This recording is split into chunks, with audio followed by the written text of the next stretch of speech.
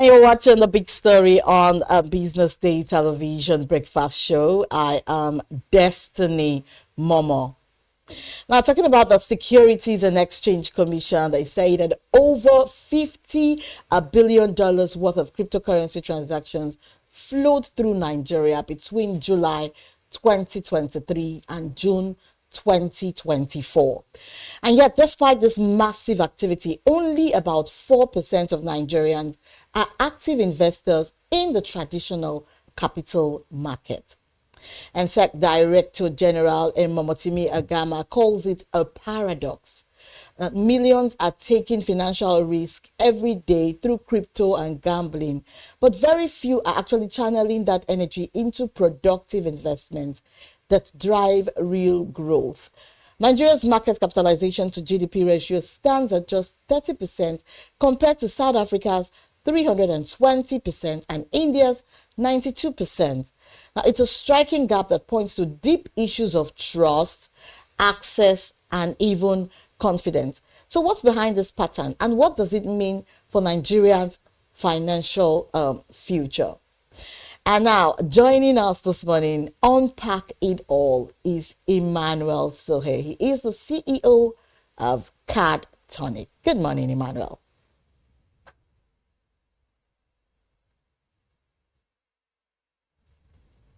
We'll be right back to... Can you hear me? Oh, I can hear you, Mr. Emmanuel. All right. Yeah, good morning, Destiny. Good morning. Thank you for joining Big Story this morning. Emmanuel, $50 billion in crypto transactions is actually a huge figure, if you ask me. So now what does it tell? Does it tell us about how Nigerians are engaging with money as of today? All right. Thank you once again, Destiny.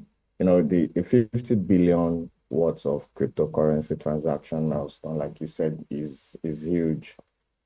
And it's, by the way, happened between the period of July 2023 and June 2024.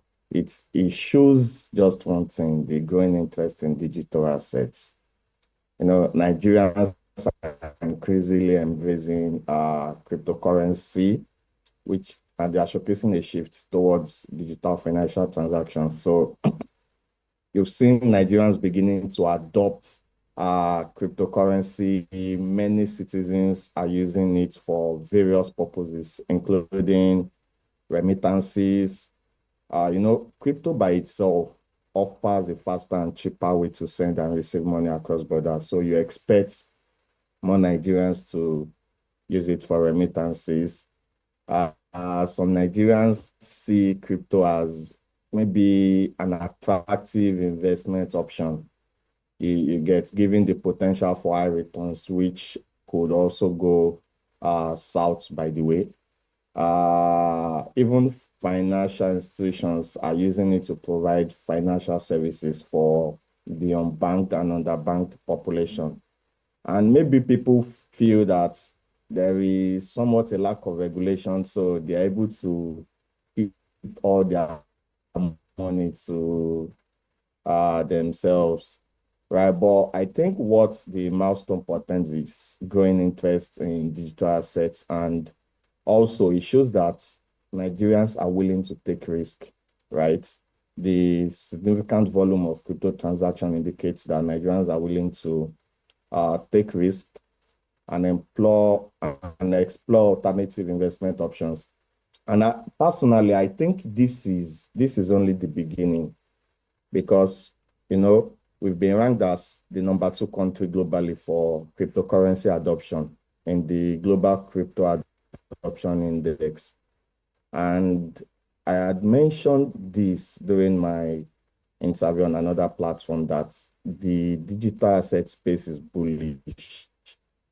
And maybe we just have to wait till we get the values for the 2024, 25 to 30,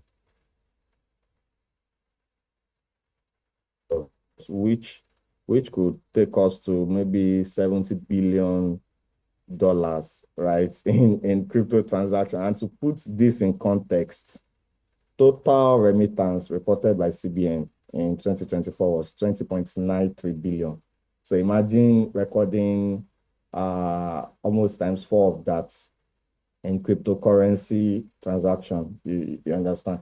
So I just think there is significant growing interest in digital assets. And like I always say, crypto is here to stay, right? And it has become maybe not just an alternative means of moving money from here to there, but it has become another means or channel of moving money. You've just said it all, that the whole crypto thing is exploring new financial options or investment options, as it were. I like the way you talk about crypto. I'm sure I'm going to learn a lot from you on how to, do investments in crypto. The way you say it sounds so easy and sounds, very good. Now, the sector is only 4% of adults invest in the capital market. Why do you think participation is that low despite rising financial awareness? Well, maybe for one, Nigerians don't just understand what's going on in the capital market, and maybe we'll get to that during the course of this interview. But for maybe some of the reasons that that we can say accounts for this maybe 4% adults investing in the capital market would be mistrust in the financial institution.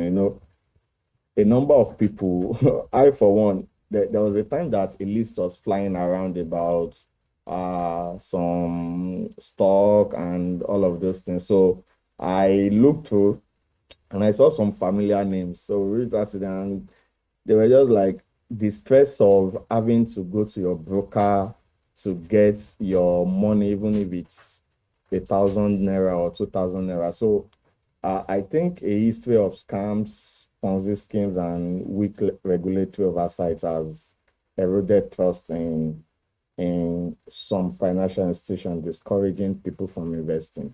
Then, there's a strong preference for quick returns and tangible assets in this part of the world. So people would rather prefer to maybe let me just invest 20,000 naira in a Ponzi scheme, hoping to get 30,000 in a month, right? So there is that preference for quick returns. Then with the economic challenges we have in Nigeria, high inflation, rising living cost, and maybe low disposable income, you don't expect individuals to allocate funds for investments from the little that they have to eat and save. Then the one that is maybe really important to me, because you'd find that you have the funds, you really want to invest, but the barriers to entry and exit is kind of high. You'd see some, maybe now with some apps trying to make everything easy, but before now, you would always assume that you need to have a minimum investment threshold. You need to think about the brokerage fees. You need to think about transaction costs. So all of those factors can make it prohibitive for individuals with limited financial resources. Then, Nigeria's population is largely youthful.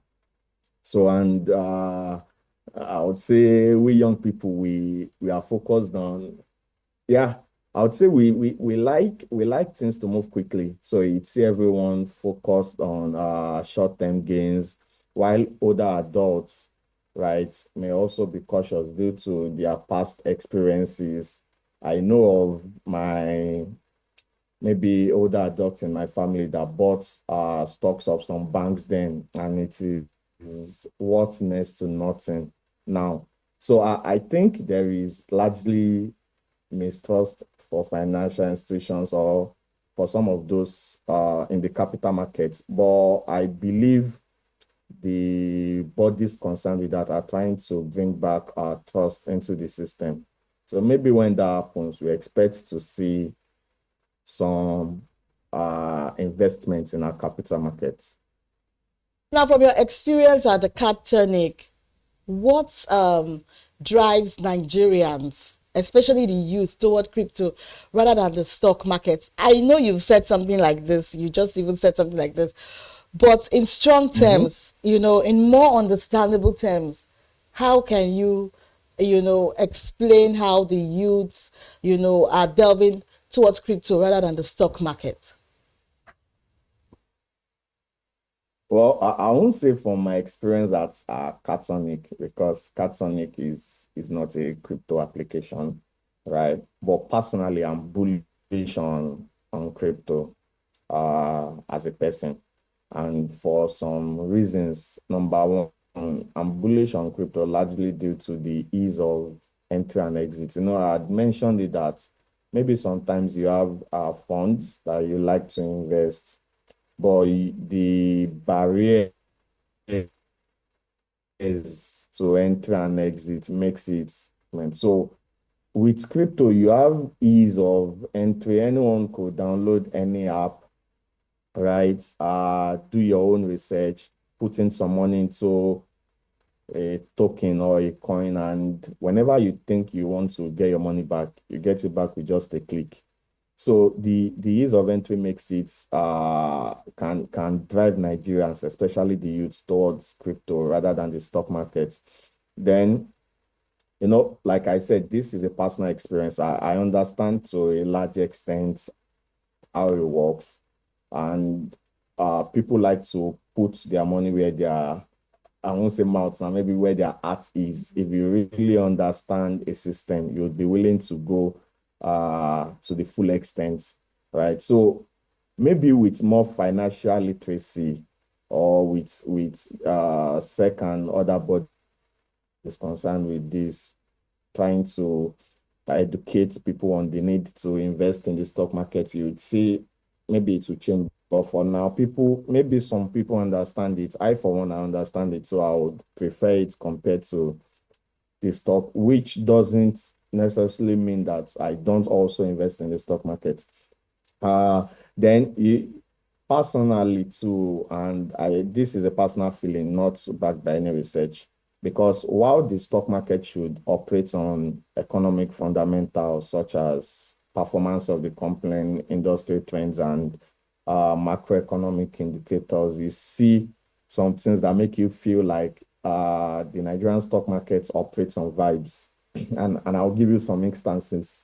For instance, you would see a news breakout about a product or an organization, and you'll be expecting maybe corresponding increase or a downward trend in the company stock, but it won't react.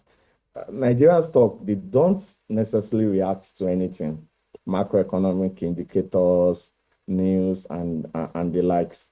So maybe largely due to speculative trading, right?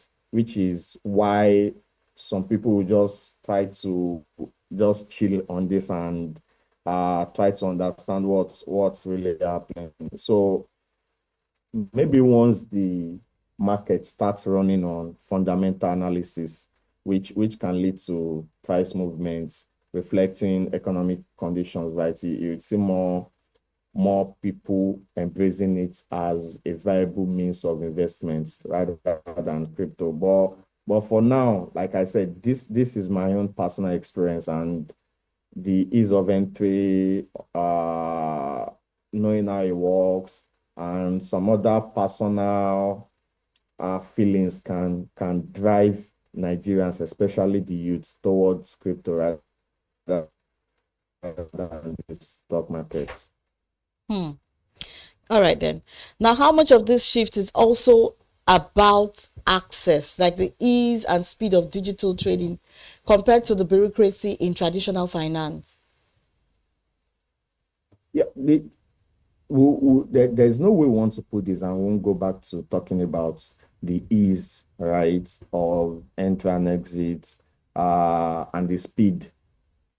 For instance, if I need to move money to crypto and maybe back to Naira, maybe it won't take me 4 or 5 minutes to do that, right?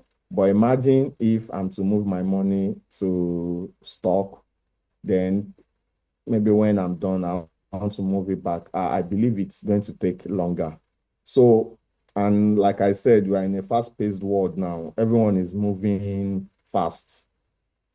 So, ease and speed, I think they play a major factor in all of these shifts, right?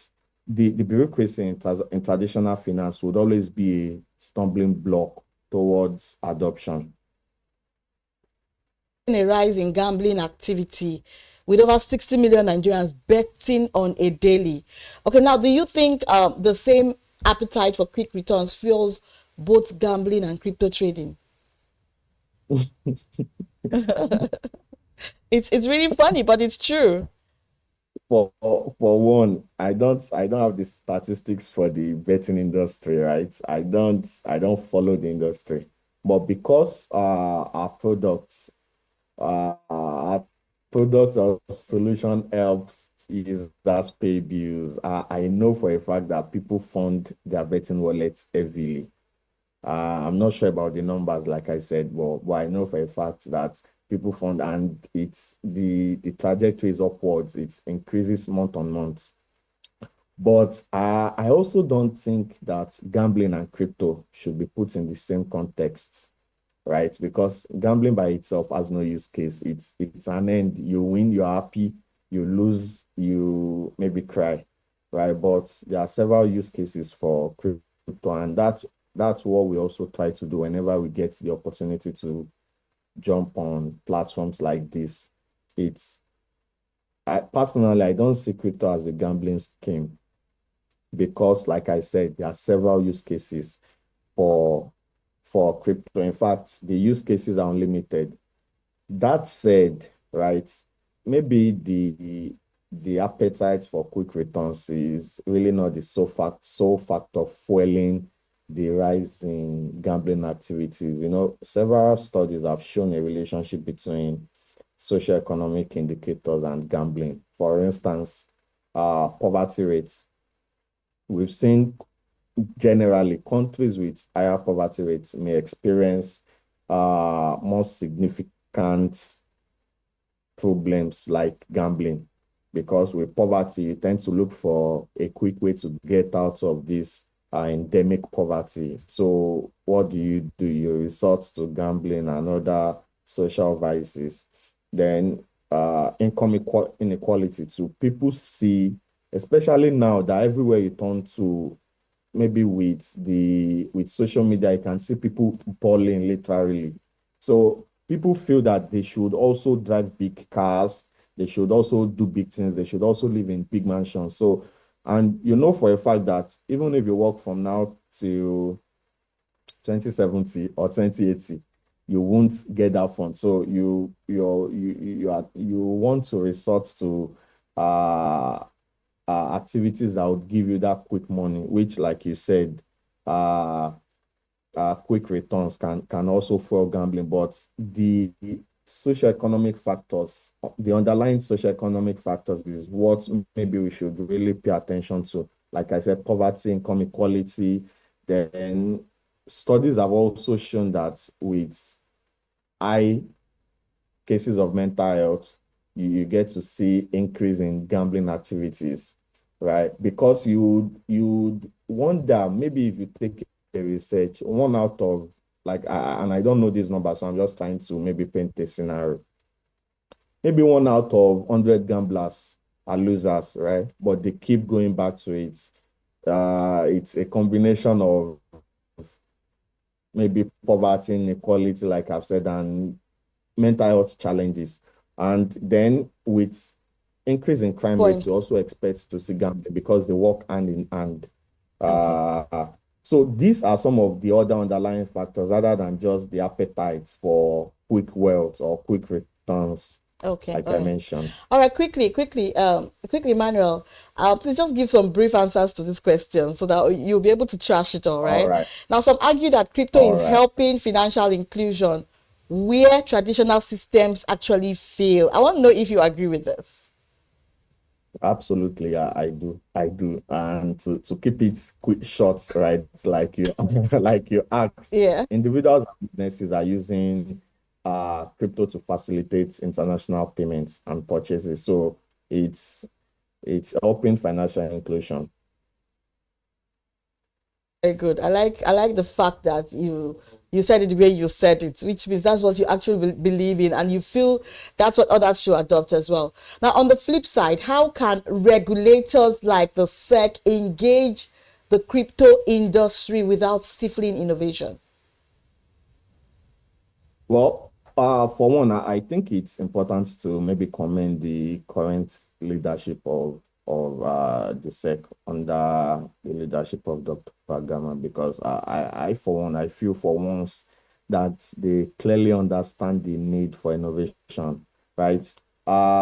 SEC and even the leadership, they've been publishing several articles about the need for this innovation, which is here to stay. So I believe they understand some of these problems better than I do, but I can only suggest that there should be more collaborative engagements with the key stakeholders. I know SEC has granted some 2 licenses to some crypto products, but there are several others. So we need to do more in collaborating with the stakeholders, right? There should be clear guidance and frameworks for others to work with. And some of these crypto products, they are willing to abide by some of those frameworks and guidance, right? We just need to bring them on board, and this can include giving them clear and concise guidance on their requirements, their framework, their digital assets, FAQs, and stuffs like that. Then I know SEC has been doing it, but they should continue with industry input and feedback. You want to encourage feedback via various channels, such as public comment period, industry associations, direct engagement with regulators. This can help ensure that the regulators are informed by what is really happening in the market or in the industry, right? And I believe with all of this, we are going to provide a clear framework, and we won't stay for this innovation because, like I said, it's here to stay. Right about that when you said it's here to stay. So my very last question, I just need to answer in like 30 seconds, please. Because the SEC talks about a reimagined regulatory approach, right? Okay, now, so what would a forward-thinking pro-innovation policy look like in your view? Just give me like a 30 seconds answer. Well, I think a forward-thinking policy would be a policy that provides clear guidelines and frameworks, a policy that engages the industry, right, and a policy that uses principle-based regulation, if that's okay by you. That's good.